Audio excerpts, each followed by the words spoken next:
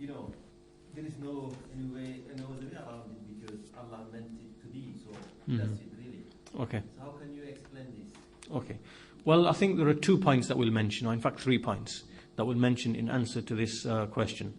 The first point is as it relates to the meaning of the ayah, وَمَا تَشَاءُونَ إِلَّا أَن يَشَاءَ اللَّهُ. What does it mean? This means that Allah subhanahu wa ta'ala, why is it said that the man's will comes under the will of Allah subhanahu wa ta'ala? And the explanation to that is that because Allah subhanahu wa ta'ala is the one who created man, and He created him in a way that He allowed him to make choices. So He gave the man an irada. And He also gave the man qudra, which is power and ability to exercise and implement the irada. And He also gave him aql. He gave him reason. And He also gave him fitrah, which is the internal feeling by which one knows what is right and wrong. And He also gave him, He sent him books and messengers.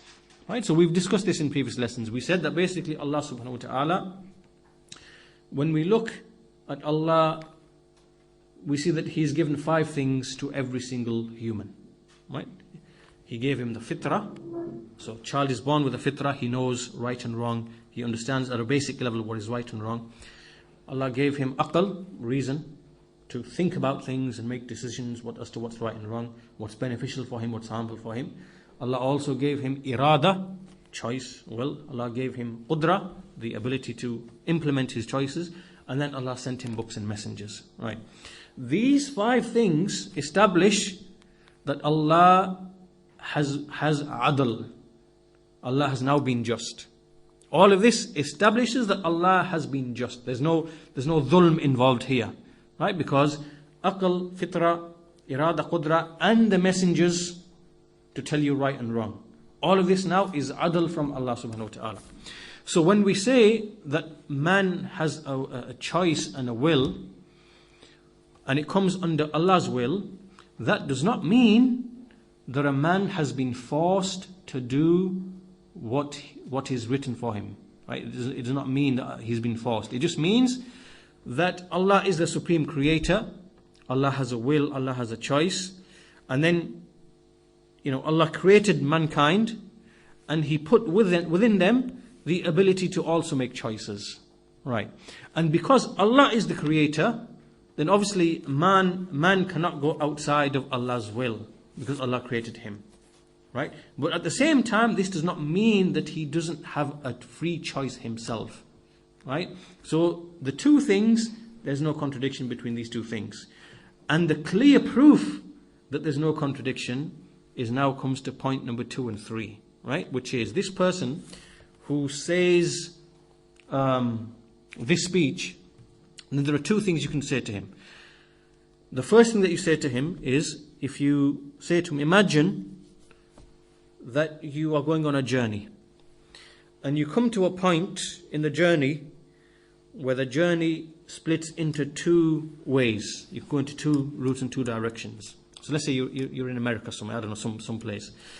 And so now this journey that you're going to go upon this way, you are told by the people that this journey, the roads are straight. You will pass by petrol stations, you will pass by good neighborhoods, and you will save 2 hours on your journey, and it's pleasant and the climate is nice. Okay, so this now comes to your knowledge. And then this part of the journey, this way, you are told that basically you will be going through inner city areas, and there are gangs and hoodlums, and there's a high risk of being carjacked, and it's a very nasty experience and whatever else. This now comes to your knowledge. Right?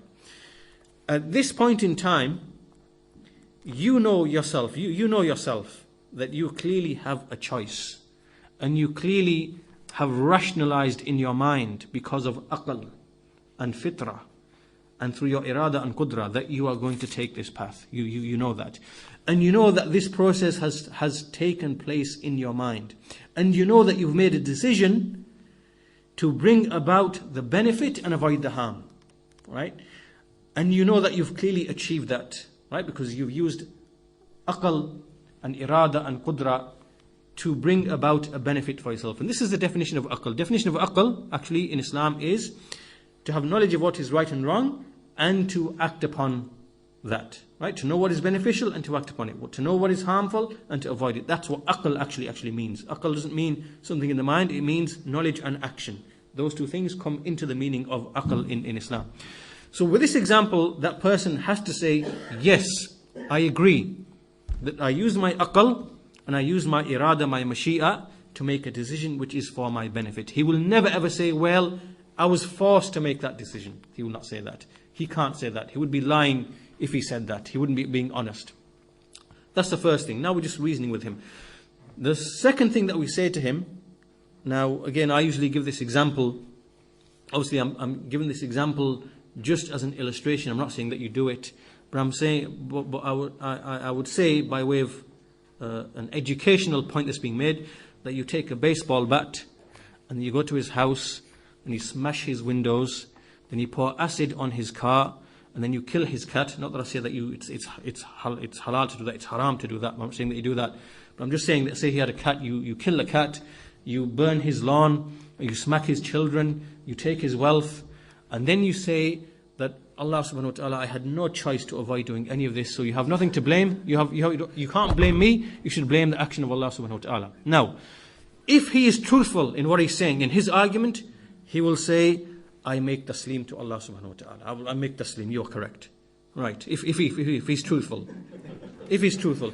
If he's not truthful, and see, in other situation, he has to be truthful in both situations. Either he will say, I submit and I make taslim, you are absolutely correct, I was wrong. Or he will say, I want justice, I'm going to take you to court, I want you to pay me compensation. Then he's also been truthful. He's truthful here as well, because he's just declared himself a liar. And he's established that there is justice and people have will and choice and they are held accountable for what they do. So he's also been truthful in this, whichever way he's been truthful. And the truth is clear. So this is how you explain to him, inshallah.